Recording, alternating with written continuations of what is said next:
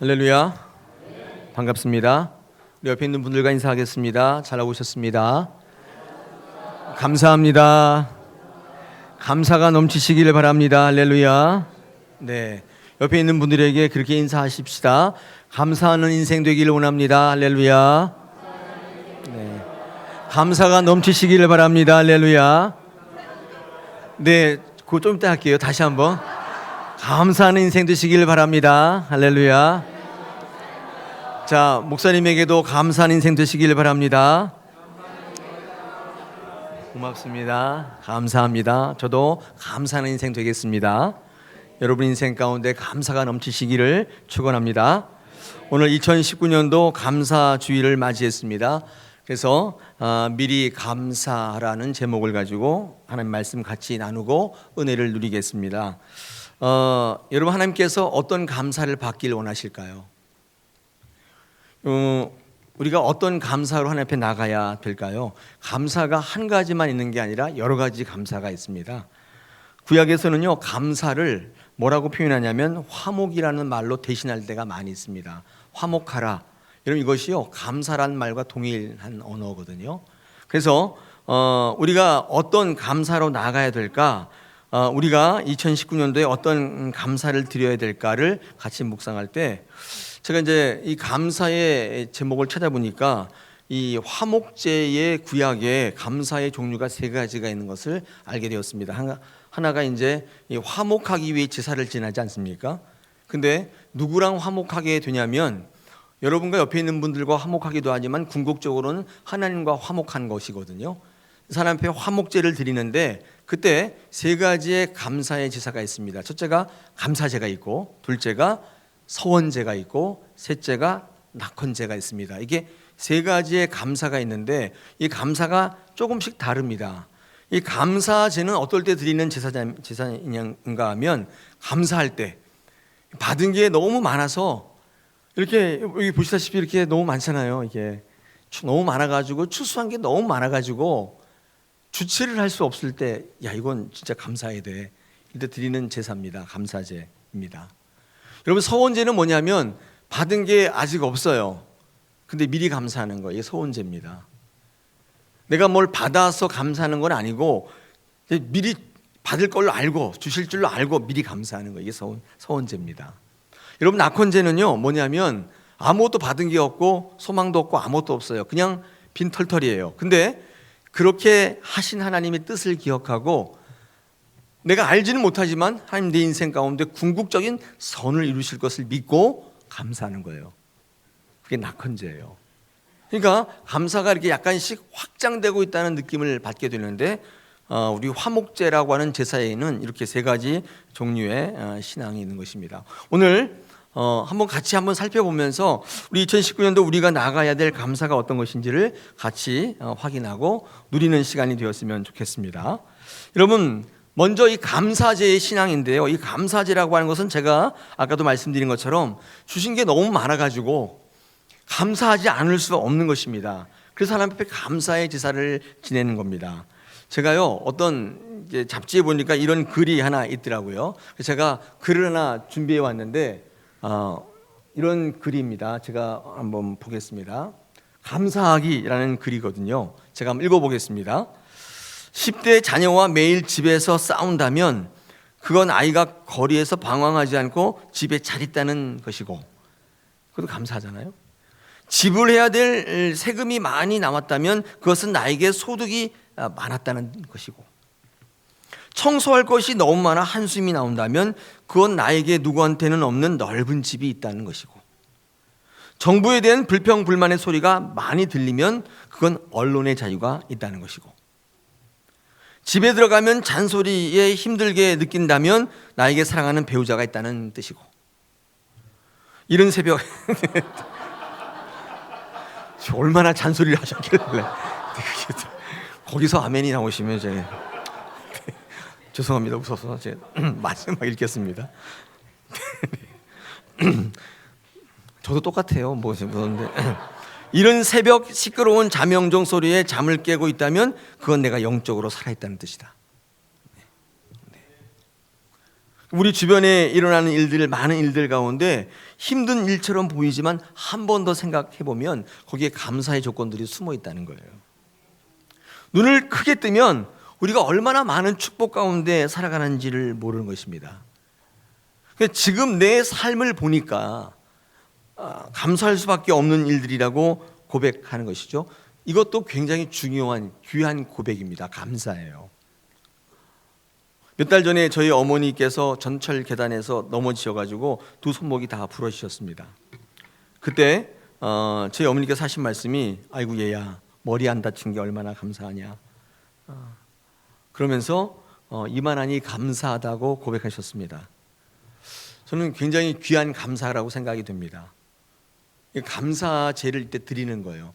내가 얻은 게 있기 때문에, 내가 받은 게 있기 때문에 감사한 거예요.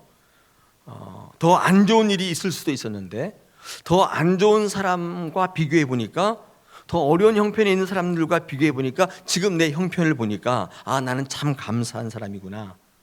여러분, 이것을 깨닫고 살 수만 있다면, 이렇게만이라도 살 수 있다면 정말 귀한 감사라고 생각이 됩니다. 이럴 때요, 감사제를 드리는 거예요. 너무 내가 받은 게 많아가지고 감사하는 것입니다. 여러분들 성경을 읽어보시면 성경에서 말씀하는 감사는 거기서 그치고 있지 않습니다. 다른 상황과 비교해 볼 때 더 큰 손해를 보지 않았기 때문에, 다른 사람과 비교해 볼 때 그보다 나은 삶을 살고 있기 때문에 감사하는 것이라면, 여러분 그것을 우리는 상대적인 감사라고 그래요. 비교해 볼 때 내가 그냥 나은 거예요. 지금 내가 뭐 이렇게 썩 100% 퍼펙트하지는 않지만 좀 나은 거예요. 여러분 그럴 때 감사할 수 있는 것이죠. 이것을 상대적 감사인 거예요. 이게 비교해 보니까 괜찮다는 거예요. 저는 그거 나쁘다고 생각하지 않습니다. 그것도 굉장히 귀한 감사입니다. 여러분 그런데 성경은요 그렇게 이야기하지 않고 더 나은 감사를 얘기하는데 그게 서원제입니다. 서원제인데 오늘 성경 본문에서 이 서원제가 나타나고 있습니다. 이 서원제는 어떤 거냐면 이런 거예요. 아직 받지는 않았는데 미리 감사라는 거예요. 미리 감사라는 것은 어떤 뜻을 내포하고 있냐면, 아직 주시지 않았는데 미리 감사한다는 것은 항상 감사라는 거예요. 여기는 뭐가 전제가 되어 있냐면 하나님께서 우리에게 반드시 주실 것이라는 믿음이 전제되어 있어요. 이 믿음을 가지고 항상 감사라는 거예요. 상대적으로 비교해서 감사라는 게 아니라, 남들과 비교해 볼 때는 이 정도니까 이렇게 하라는 게 아니라 항상 하라는 거예요. 데살로니가전서 5장 18절입니다. 여기에 뭐라고 되어 있냐면 이렇게 되어 있습니다. 범사에 감사하라. 이것이 그리스도 예수 안에서 너희를 향하신 하나님의 뜻이니라. 여기 뭐라고 되어 있냐면 범사에 감사하래요. 범사에. 이게 무슨 말이냐면 절대적인 감사를 요구하는 겁니다. 항상 감사한다는 것은, 그러니까 환경과 조건의 문제가 아니라, 비교할 때 감사할 수 있는 그런 문제가 아니라 항상 감사할 수 있다는 것은 환경과 조건을 뛰어넘는 거예요. 만약 여러분이 환경과 조건에 매인다면 감사는 할 수 있지만은 항상 감사는 불가능해요.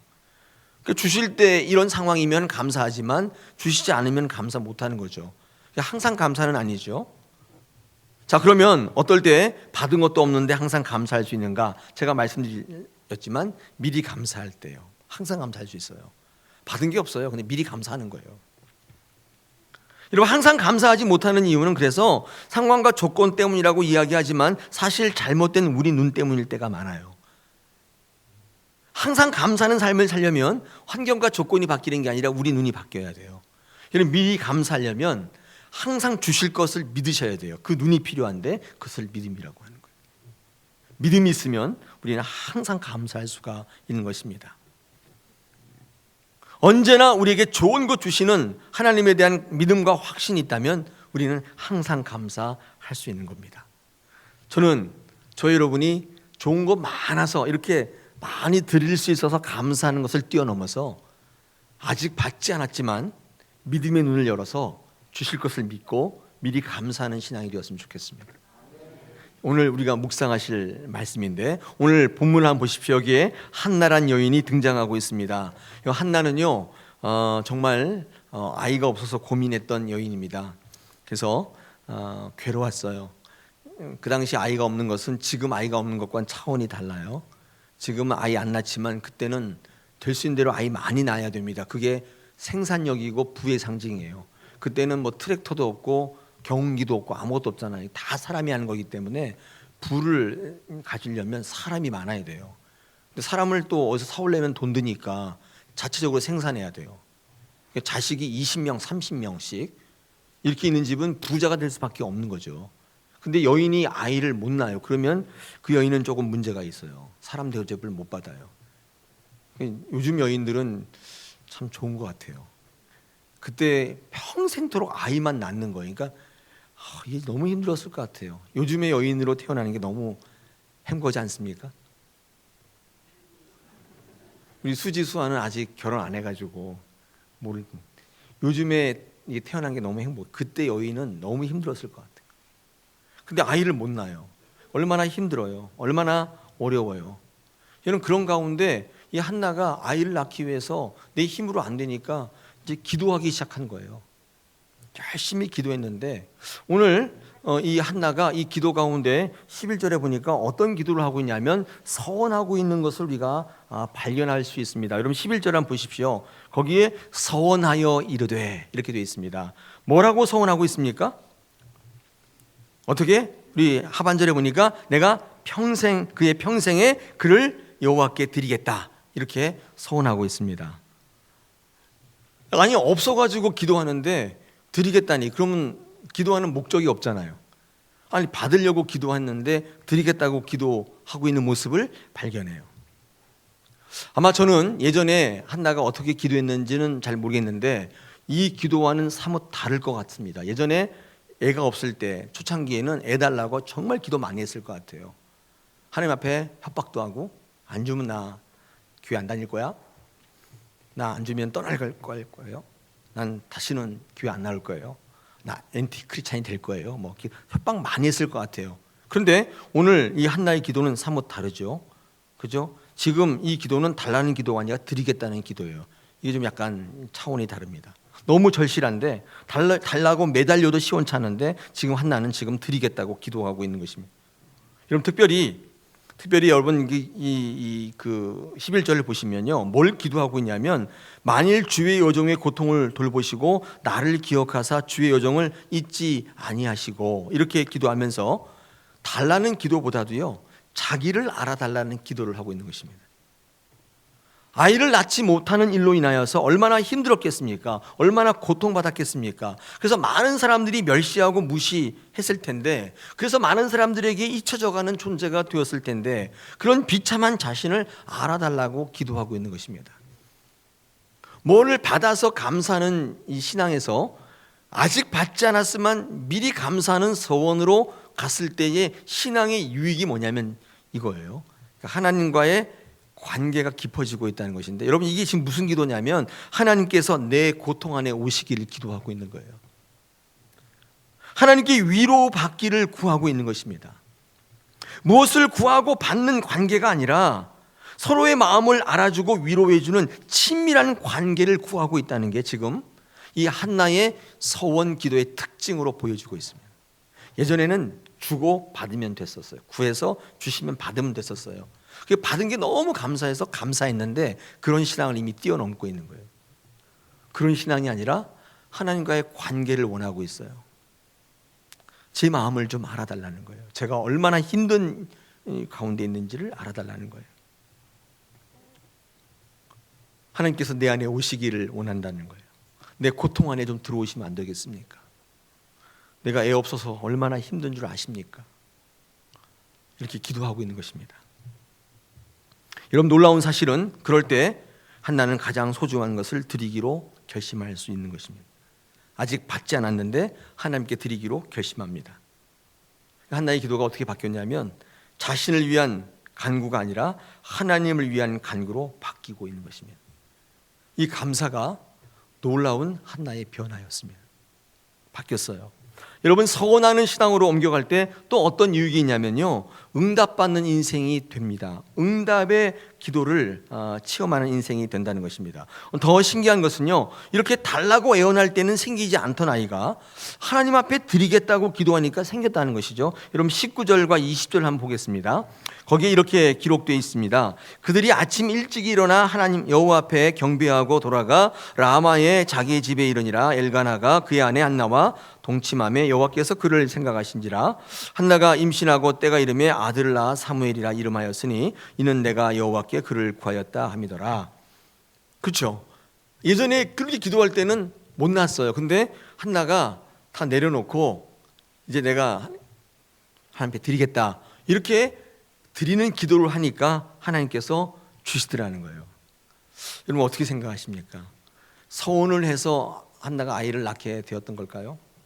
저는 오늘 이 본문을 묵상하면서 이 기도의 본질을 다시 한번 생각해 보게 됐는데, 여러분, 기도의 본질은 열심히 구하는 것에 있다기보다는 내려놓는 것이라는 사실을 알게 됐어요. 그때 응답이 이루어져요.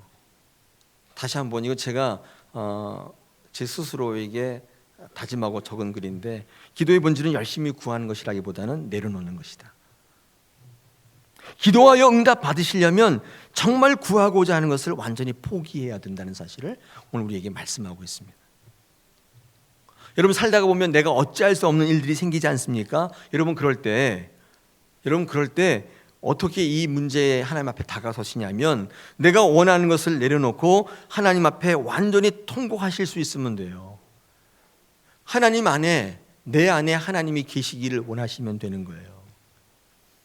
여러분, 살다 그런 문제를 만날 때가 많잖아요. 내가 어떻게 볼 수 없는 문제. 한나의 경우를 보면 애를 못 낳는데 이게 어떻게 방법이 없는 거예요. 왜냐하면 애를 못 낳는 이유를 성경에서는 뭐 설명하고 있잖아요. 무슨 골반이 좀 작다는 등, 아니면 뭐 이렇게 체질적으로 애를 뭐 그런 게 설명이 없어요. 왜 애를 못 낳는지. 여러분, 근데 5절을 보시면 힌트는 있습니다. 한 5절 보십시오. 1장 5절에 보니까 거기에 한나가 아이를 못 낳는 이유가 뭐라고 되어 있습니까? 네, 하반절에 보니까 여호와께서 그에게 임신하지 못하게 하셨대요. 그래서 이게 하나님이 임신하게도 못하게 하시는구나, 하나님께서 태를 막으시는구나, 그 처음 알았어요. 저는 뭐 체질에 따라서 뭐 이렇게 현대의 어떤 뭐 안 좋은 공기 환경에 따라서 애를 못 낳는 줄 알았더니만 하나님께서 태를 막으신다는 일을 이제 알게 된 거죠. 여러분, 그렇습니다. 우리는 살아갈 때요, 예기치 않은, 우리가 해결할 수 없는 일을 만나는데 하나님께서 우리에게 계획하신 일들이 있는데, 여러분, 그것 때문에 우리가 어려움을 당할 수 있다는 사실을 알게 된 거예요. 여러분이 잘못해서도 그렇지만 하나님께서 여러분으로 하여금 어떤 특별한 일을 계획하고 계시는데, 그 일 때문에 여러분이 어려움을 당할 수도 있다는 사실을 우리에게 말씀해요. 하나님이 일을 행하는 것과 내가 원하는 결과가 다를 수 있다는 사실을 알려주셨어요. 여러분, 기억하십시오. 살다가 어려운 일을 당할 수 있습니다. 여러분, 그럴 때 기도하셔야 돼요. 하나님 앞에 나오시는 겁니다. 그냥 나오시는 게 아니라 뭘 달라고 나오시는 것보다도 관계를 붙잡고 나오시는데 통곡하시는, 하나님 앞에 주님, 제 안에 들어오시면 안 되겠습니까? 제 고통 안에 들어오시면 안 되겠습니까? 이렇게 기도하시면서 여러분 자신이 가장 소중한 걸 내려놓을 때 하나님께서 응답하시더라는 거예요. 그때 어떤 분이 그렇게 저한테 질문할 수 있습니다. 그러면 하나님이 하시는 일과 내 원하는 결과가 이렇게 다를 수 있다면 내가 하나님께 묻고 행하는 것이 어떤 의미가 있습니까? 뭐 하려고 기도합니까? 내가 기도했는데 전혀 다른 것으로 나타날 수 있다면 내가 왜 기도합니까? 이렇게 물을 수가 있겠죠. 하나님께 묻고 그럼에도 불구하고 행하는 이유가 있습니다. 그건 뭐냐면 하나님의 뜻이 이루어지기 위해서예요. 여러분, 이게 다를 수가 있는데 우리가 하나님께 기도할 수 있는 이유는 내 뜻이 이루어지는 게 기도가 아니라 하나님의 뜻이 이루어지기를 원하기 때문입니다. 다시 말해서 어떤 분이 기도할 수 있냐면 하나님의 뜻이 곧 내 뜻인 사람이 기도할 수 있어요. 하나님께서 나에게 어떤 일을 하실 때 안 좋은 일이라도 그것이 궁극적으로 내게 유익이라고 믿는 사람만 기도할 수 있어요. 하나님과 다른 생각을 갖고 있는 사람이 절대로 하나님 뜻대로 살지 못하겠죠. 여러분, 그래서 우리 한나의 기도를 보면서 한나가 이 서원할 때 응답받는 인생으로 바뀌어간다는 사실을 우리는 발견하게 됩니다. 여러분, 서원하는 신앙이 갖고 있는 유익이에요. 감사하는 신앙으로만 그치면 이 유익이 없어요. 근데 성경은 우리에게 감사를 뛰어넘어 서원까지 가라고 말씀합니다. 우리는 하나님 앞에서 하나님 뜻이 내 뜻이 될 수 있기를 간구하시는 게 중요한 것이죠.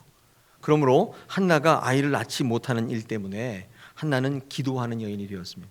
사실은 한나는 아이를 갖기를 원했지만 하나님께서 한나를 통해서 원하시고자 했던 모습은 기도하는 여인이었던 것입니다.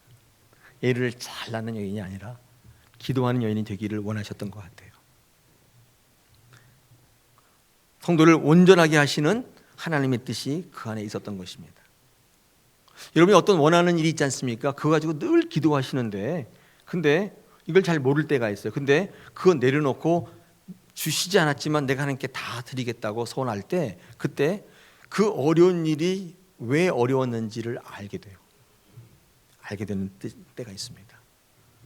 여러분, 한나가 기도한 여인이 되었습니다. 그때 응답받는 여인이 돼요. 사무엘을 낳고 드리는데 그러면 여전히 빈털터리로 살았나요? 그렇지 않습니다. 우리 한번 성경을 확인해 보겠습니다. 사무엘상 2장 21절입니다. 한나가 서원하여 구하는 신앙이 아니라 드리는 신앙으로 바뀌었을 때 그의 인생은 여전히 빈털터리였는가? 그렇지 않습니다. 우리 21절을 제가 한번 읽어보겠습니다. 여호와께서 한나를 돌보시사 그로 하여금 임신하여 세 아들과 두 딸을 낳게 하셨고 아이 사무엘은 여호와 앞에서 자라니라. 아멘. 몇 명을 더 낳은 거예요? 5명 더 낳은 거예요. 5배로 주셨어요. 그리고 그 사무엘은요, 하나님께서 한나가 기도하는 것으로 말미암아 민족을 구원하는 놀라운 선지자로 쓸 계획을 갖고 계셨던 거예요. 기도함으로 하나님께 드림으로 그 아이를 낳게 하시고 그 아이를 하나님이 위대한 이스라엘의 사사로 쓰기로 계획하셨던 것 같아요. 그 대신에 한나가 서원할 때 5명이나 더 주셨어요. 하나님께서 그의 태를 여신 것이죠.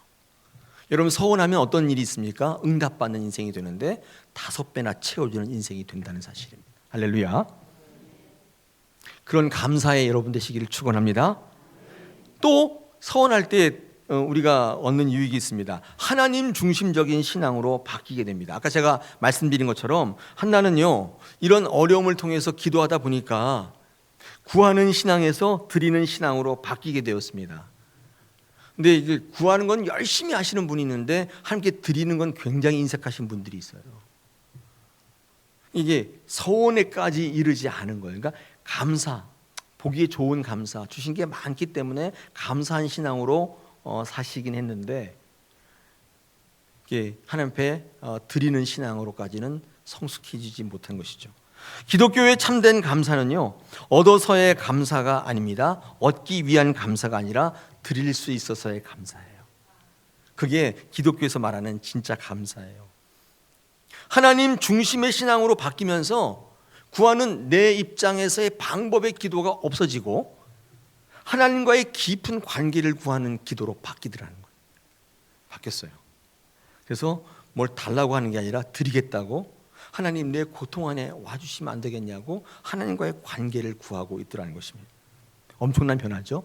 여러분, 이런 한나의 감사의 변화는요, 오늘 본문 뒤에 사무엘상 2장 1절부터 10절까지 한나가 감사하는 시를 짓습니다. 그 시에 잘 나타나 있습니다. 한나는 어떤 신앙으로 바뀌었냐면 하나님 중심적인 신앙으로 바뀌고 뭘 달라는 신앙이 아니라 드리는 신앙으로 완전히 바뀌어요. 여러분, 그 시를 오늘 읽지는 않겠습니다. 1절부터 10절까지 대개 가서 한번 읽어보십시오. 이 시에는요, 받은 것에 대한 언급이 전혀 없어요.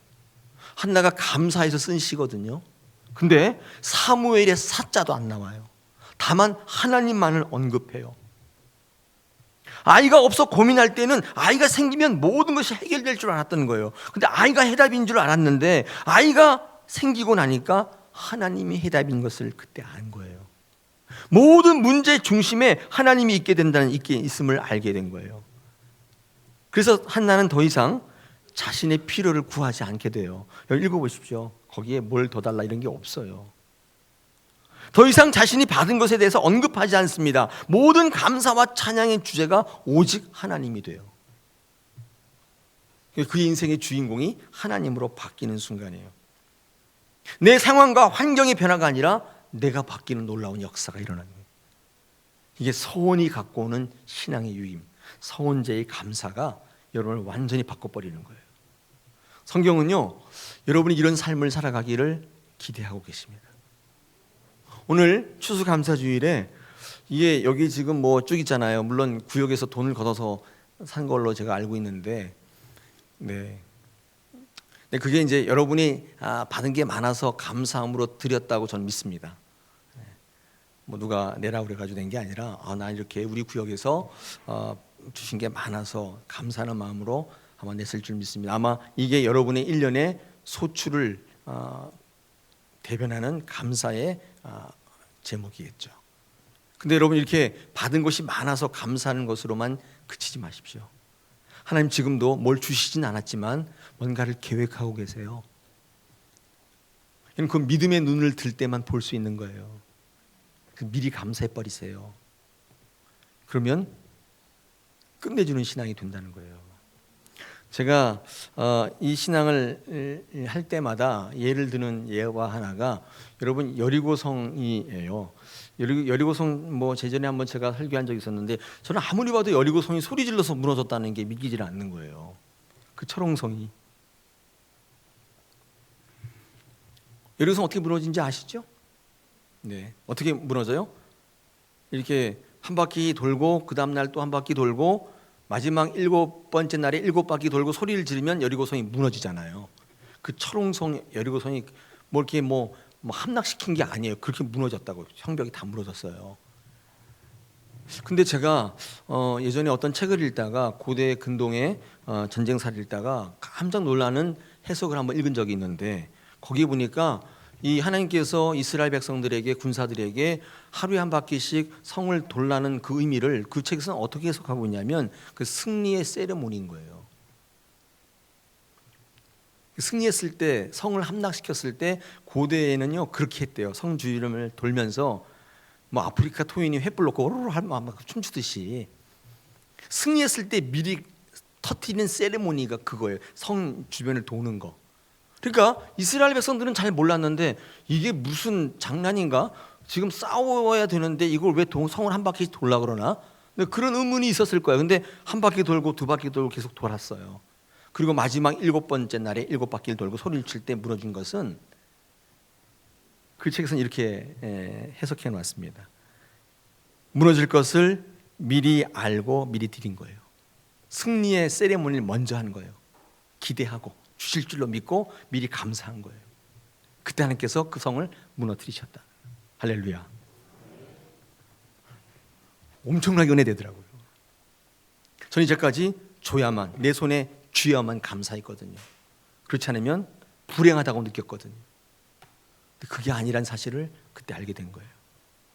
여러분 지금 아무것도 손에 없다 할지라도 그런 분은 아무도 안 계세요. 제가 보니까 다 미리 감사하시고 미리 드리세요. 서운하세요. 하나님께서 더 귀한 것으로 채워주실 줄로 믿습니다. 여러분이 감사에 머무지 마시고 서원에까지 이르시는 저와 여러분 되시기를 축원합니다. 여러분 그래서 이 마지막에 낙헌제의 신앙을 이제 보게 되는데 여러분이 낙헌제라고 하는 건 아까 제가 말씀드린 것처럼 그리 아니하실지라도의 신앙이에요. 이 서원제는 그래도 미리 준다는 가능성도 있고 말씀도 있고 약속도 있는데 여러분 이제 이 낙헌제는 그런 게 아니에요. 소망이 없어요. 지금 돌아가는 국면을 보니까 땅 망하기 딱 좋은 거예요. 그리고 망했어요. 그럼에도 불구하고 드리는 감사가 바로 이 낙헌제입니다. 지난번에 제가 한번 소개했는데 제가 전에 있던 교회에 어떤 분이 부도 감사헌금을 하셨어요. 제가 다사랑교회에서도 무명으로 어떤 분이 쓰지도 않고 이렇게 딱 프린트해서 딱 붙여서 이렇게 했는데 제가 헌금이 올라왔는데 읽었는데 순간 제가 말문이 딱 막히는 줄 알았어요. 거기 뭐라고 되어 있었냐면 제가 읽어드렸는데 그때 한 달쯤 됐나요? 모든 게 다 안 됐습니다. 다 망했는데 그래도 감사합니다. 이렇게 제목을 해서 써서 감사헌금을 드렸는데 우리 다사랑교회 그런 분이 계시다니 제가 깜짝 놀랐어요. 다 망했대요. 안 됐대요. 근데 감사헌금 드린대요. 놀랍지 않습니까? 이 신앙이 하나님이 우리에게 받고자 하는 감사는 어떤 감사일까요? 많이 주셨기 때문에 하나님 감사, 그걸 받기를 원하실까요? 그것도 귀한 감사인데 이런 신앙을 원하실 것 같아요. 부도 났는데 감사하고 많은 분이 세상 천지 어디 있어요? 그분 안수 집사님이셨는데 열심히 교회 헌신하시고 봉사하시고 때마다 시마다 나와서 열심히 하셨는데 쫄딱 망했어요. 망해도 그렇게 망한 게 아니라 그냥 쫄딱 망했어요. 근데 이제 살 길 도모해야 되고 자식들 먹여야 되는데 감사헌금을 하시는데 우리 목사들이 다 놀랐습니다. 놀라고 그분을 축복했던 적이 있어요. 그분이 감사가 넘치는 거예요. 여러분 진짜 신앙은요 그때 드러나는 거예요. 하나님께서 계속 그것을 보고 계시고 거기에 감동하시는 거예요. 여러분 가장 중요한 건 하나님이 감동하는 거 아니에요? 하나님이 감동해 버리는 거예요. 입이 탁 벌어지는 거예요. 낙헌제의 신앙입니다. 그리 아니하실지라도. 그럼에도 불구하고 이 신앙이 모든 역사를 일으키고 있다는 사실을 우리 성경에서 발견할 수 있습니다. 다니엘이 세 친구가 여러분 이 그 사자굴에 들어갈 때 뭐라 그랬어요? 이 느부갓네살이 너희 하나님이 너희를 구원하실 것이다. 그렇게 했더니 이 친구들이 뭐라고 했냐면 그리 아니하실지라도 나는 당신 신상에다 절하지 않겠다. 그럼 그때 어떻게 해요? 건져내시잖아요. 이 낙헌제의 신앙은요 이 서원제보다 한 단계 앞선 여러분의 결단과 여러분의 믿음을 드리는 감사의 제사예요. 하나님께서 그 제사를 받으시는 줄 믿습니다. 오늘도 하나님께서는 여러분에게 좋은 것 주시기를 원하세요. 그리고 여러분이 잘 되기를 원하시는데 하나님이 정말 받기를 원하시는 감사는 여러분이 받은 것에 대한 상대적인 감사이기보다는 주실 줄로 믿고 아니 이 모습을 보지 않고 하나님의 역사를 믿고 믿음의 눈을 들어 하나님을 찬양하는 감사하는 자리까지 나가는 것입니다. 저는 오늘 추수감사주일인데 여러분이 받은 게 많아서 감사하지 않기를 바랍니다. 나는 받은 게 너무 많아서 감사한다. 그런 분이 하나도 없고 나는 지금 받지 못했지만 지금 여전히 어렵지만 주실 것을 믿고 난 미리 드리겠다. 미리 감사하겠다. 이런 귀한 이 서원의 신앙 그리고 그리 아니하실지라도의 고백 그 신앙이 넘치기를 축원합니다. 우리 하박국서 3장 17절입니다. 우리 한번 같이 한 목소리로 읽어보실 텐데 여러분 이 하박국의 이 신앙을 우리가 본받기를 원하는 마음으로 한 목소리로 같이 한번 읽겠습니다. 시작. 비록 무화과 나무가 무성하지 못하며 포도나무에 열매가 없으며 감람나무에 소출이 없으며 밭에 먹을 것이 없으며 우리의 양이 없으며 외양간에 소가 없을지라도 나는 여호와로 말미암아 즐거워하며 나의 구원의 하나님으로 말미암아 기뻐하리로다. 아멘.